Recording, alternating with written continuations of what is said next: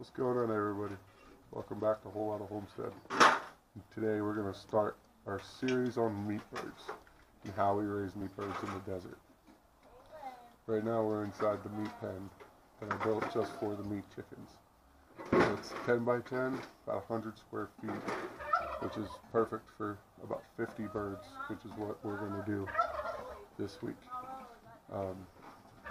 They hatched out today. So they'll probably ship tomorrow, and we should have them here by the end of the week. So today we came out to get the brooder area ready for all the meat birds. So as you can see, this is the area that they're going to be as babies. Because little baby chicks, that's plenty of room for them. And as they grow, this board will be picking up, flipping around, and putting against the back wall. And then they will have this entire 10 by 10 area to do their thing. But the cool part about this board is that it doubles as their feeder. So this is how I do it. All I did was I took a piece of gutter. It's a 10-foot piece of gutter. And it runs the full length all the way down. So that'll be plenty for 50 birds to eat out of, where they won't be fighting or stacking on top of each other or any of that other mess. 10 feet. So again, when they get big, we take it, flip it, screw it in there, screw it in there, then it'll sit across that wall, they'll feed, be able to run around, and do whatever 50 meat birds want to do throughout the course of the day. Now, I did make sure it has plenty of ventilation. All this here is shade cloth, so that they get plenty of shade all the way around. I left that little gap right there because when they get bigger, I have a bell waterer where the bucket will sit outside there, and it'll hang from this beam here and come down in the middle of the pen, so that they have their water, and I can fill it up from the outside with a garden hose. So then we have the rest of the shade cloth around that side, and my little girl's wagon wheels on the inside with some chicken wire to help keep it sealed and keep predators out. Got a nice tin roof. Keep them dry. It's kind of been raining pretty hard for the last little bit, maybe 20-minute bursts, and you can see how it's all wet outside, but in here, bone dry. So let's go outside and take a look. This is a little something we have to do. Kids like to lock us in, so I just put this little piece of wire on it, kick it open. No, they don't lock us in. So, as you can see, it was raining a little bit. Water likes to collect right here. So, at least it's not collecting inside. We step back here.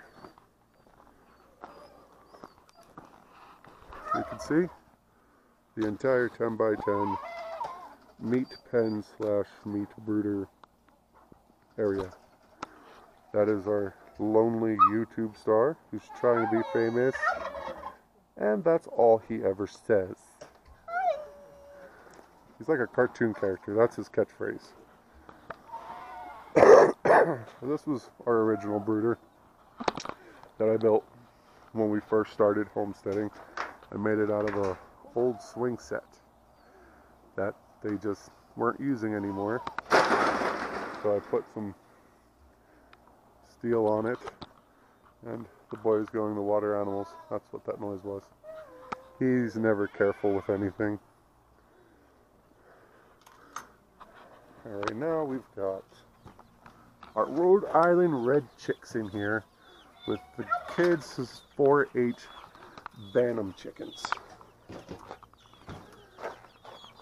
So these guys we got a couple weeks ago from the feed store, because this time of year when you go to the feed store and you buy $15 worth of chicken supplies, they let you spin a wheel And whatever number it lands on is how many chickens you get.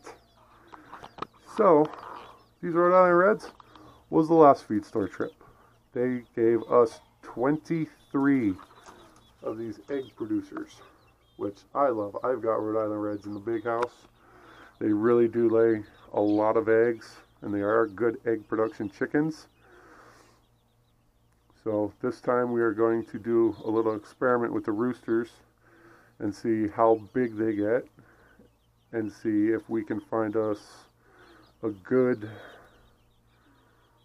self-sustaining chicken that we can raise for egg production and meat production, so that we don't always have to do the Cornish cross and be out the money it costs to do them guys. If we can get a couple of these guys to lay some good eggs and go broody, and we get good production out of them as far as meat goes, then that will probably save us close to $200 just on chicks. So that's kind of the plan, is to try and make that happen. And as you can see, these guys stay dry too, because a dry chicken is a happy chicken. Let's come out of here. This is why I came up with the wire, because luckily my hand fits right through there. So that's it for this part, and like I said, this is going to start the series. I'm going to do 8 to 9 week series on meat birds in Arizona and how you raise them in the desert without pasture and limited resources. Yeah, so there you go. This is episode 1. Stay tuned.